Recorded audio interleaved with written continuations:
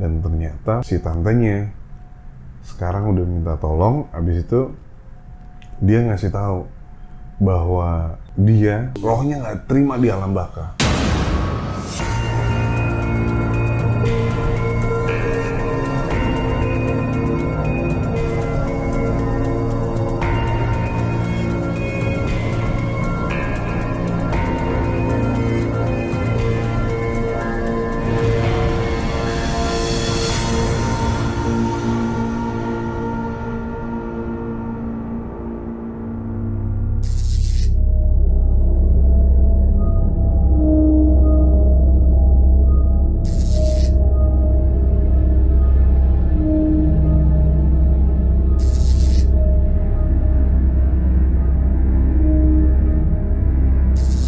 Semua cerita misteri pastinya nggak akan bisa diukur oleh nalar kita. Gua Abu, welcome back to my channel. Di luar Nurul, nggak habis sekre!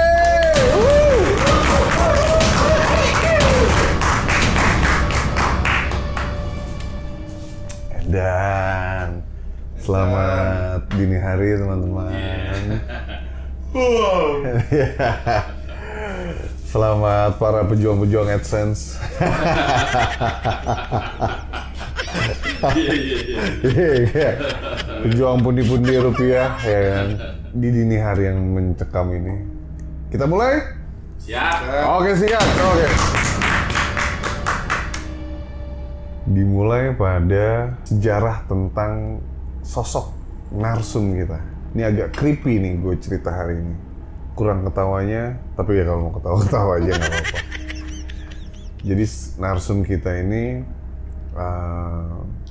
kita kasih nama Mbak Nona. Wih. Asik kayak namanya. Nona. Kalau kata orang timur, Nona mau kemana? Anjay.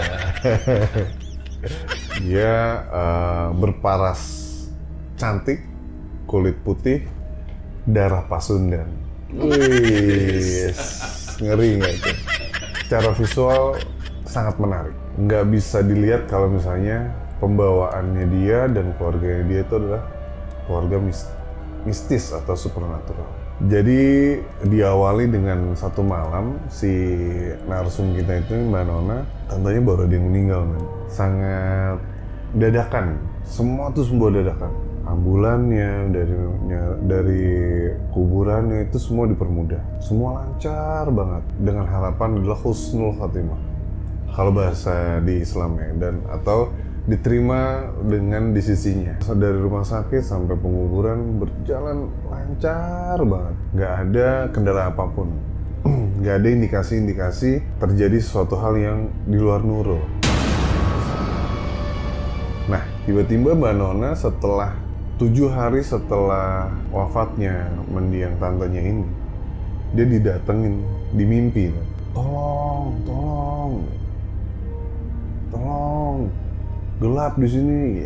Iya, dikubur tuh. Serem kan? Tolong. Mbak Nona berinteraksi lah, dia bilang di mimpi itu. Kenapa Tan? Kenapa? Tolong saya, tolong. Iya kenapa? Tolong. Itu terus lantunan itu terus tolong terus yang diucapin sama tante. Kenapa? Mimpi hari itu berakhir, dia mikir masih, wah mungkin lagi namanya ada sesi kalau dikubur tuh namanya siksa kubur. Jadi mungkin butuh doa atau kiriman doa lah untuk meringankan si beban siksa kuburnya. Dijalankanlah sama si Mbak Nona ini. Dia kirimin doa ya kan. Dia bilang sama saudara-saudaranya juga untuk ngirimin doa si tantenya ini. Dan malam berikutnya lagi dimimpin dengan tonasi sama. Tolong doang. Semakin bingung kan dia. Ini kok aneh ya, kenapa ya dia? Dia ceritalah sama pamannya. Ditanya sama pamannya, kenapa ya? Si tante ini kok ngimimpin saya minta tolong terus. Oh ya, coba kamu besok kamu kasih tahu pamannya bilang kayak gitu kan. Oke, nanti saya kasih report atau kabarin saya mimpinya apa lagi nih gitu. Dan ternyata si tantenya sekarang udah minta tolong, habis itu dia ngasih tahu bahwa dia rohnya nggak terima di alam baka. Pedes men. Si Banana bilang, terus gimana? Saya harus nolonginnya gimana? Mungkin kondisinya kedesak kali ya. Di situ siksaan bertubi-tubi apa seperti apa kita nggak tahu, tapi dan diceritalah, berani cerita ke bapaknya. Mbak Nona ini dari keluarga yang terkenal dengan keluarga supranaturalnya.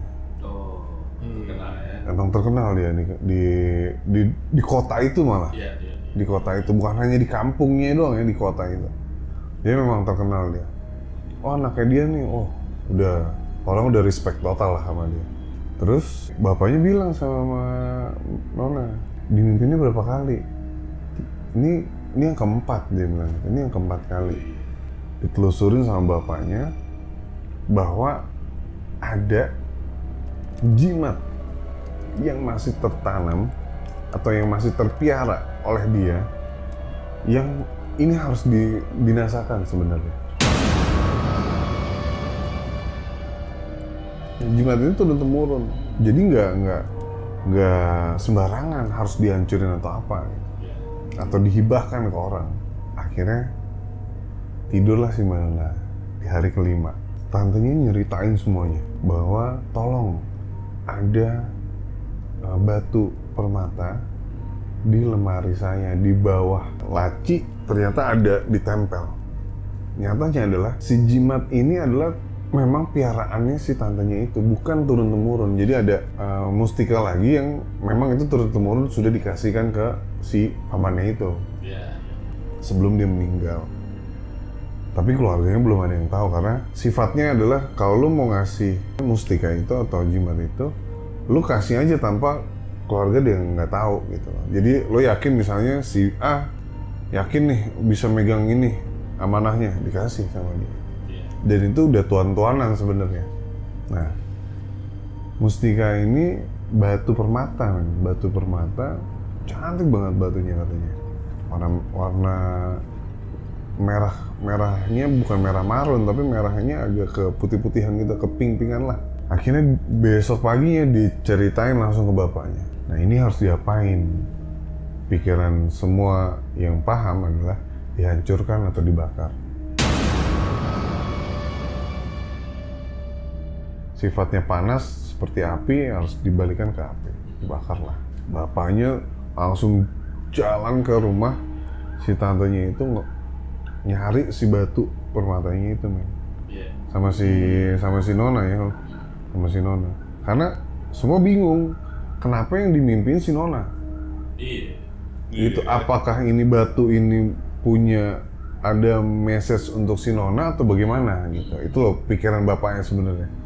Nah terus si bapaknya begitu dipegang karena memang orang sakti kan, pegang ini terus udah tahu nih apa nih maksudnya. Ternyata memang itu sifatnya adalah penjagaan, terus untuk kesehatan, kecantikan semua ada di situ. Batu itu bermessage itu, beraura itu loh. Untuk si tante ini. Itu dipegang, oh ini bukan buat Nona.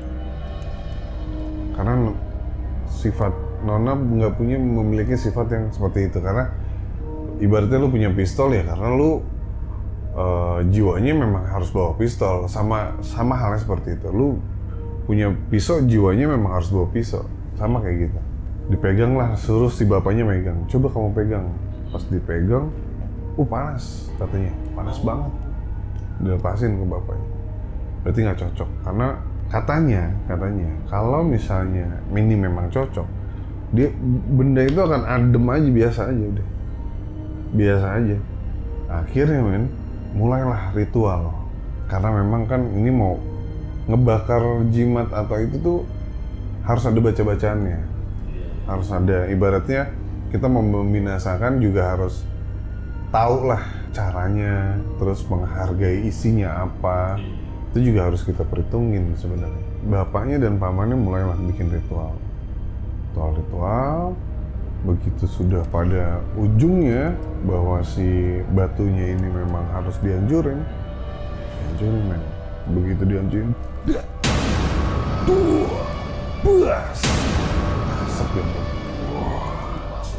asap yang wah, sudah tuh kan. Itu di situ ada bapaknya, ada nona, ada tamannya, ada ibunya si nona di situ. Karena memang bikin ritualnya di pekarangan belakang rumahnya Mbak Nona. Gitu. Jadi disaksiin sama keluarganya kan. Malam itu Nona tidur, tantenya cuma bilang gini, terima kasih. Oh, dari mimpi juga nih ya? Mimpi juga, terima kasih. Terima kasih. Udah tuh, saya nggak salah datang ke kamu. Ada 2 kalimat itu, terima kasih, dan dia bilang saya nggak salah datang. Tapi nggak salah kalau ngomongnya tuh pakai ada campur bahasa Sunda lah. Bahasa Sundanya dicampur. Nah, begitu keesokan harinya, si Nona ceritalah ke bapaknya. Si tante atau si Uwa atau si Bibi lah, bahasa Sunda saya kurang paham, mohon maaf. Bilang seperti ini, oh alhamdulillah, berarti udah aman nih. Udah aman kan. Begitu kondisi stabil lah pokoknya semuanya. Begitu dia udah nyampein ke bapaknya, pagi itu mendung men kondisinya langsung. Mendung ya kan, di daerah situ mendung. Ya orang mikirnya sih mah cuman ini aja, cuman hujan aja biasa, hujan biasa doang. Mendung doang, mendung. Tiba-tiba karena memang ya udahlah, namanya mau hujan kan, itu udah siap raincoat atau siap-siap mau hujan gimana sih, udah preparation. Terus si Nona mau berangkat nih kuliah. Sebelum berangkat di ruang tamu tuh dia, semua orang pasti dengar suara geledek gede. Si bapaknya bilang, nengok ke Nona, hati-hati teh, hujan. Tahu Nona kondisi gimana? Nona kondisi gitu. Pas geledek itu kayak gitu. Bapaknya nengok, wah, teh, nah, tuh langsung kayak orang gelagapan, kayak nge-freeze gitu.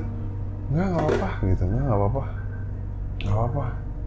Oh iya. Jalan nih kayak biasa. Udah mulai nggak enak nih suasananya, suasana penglihatan ini nggak enak. Itu habis kondisinya jalan, set ke kampus, ke balik ke rumah. Begitu nyampe kampus, di balik ke rumah itu kuliahnya dia belum selesai. Di balik ke rumah dia minta ampun sama bapaknya. Kenapa saya? Hah, kenapa emangnya? Saya bisa melihat semuanya.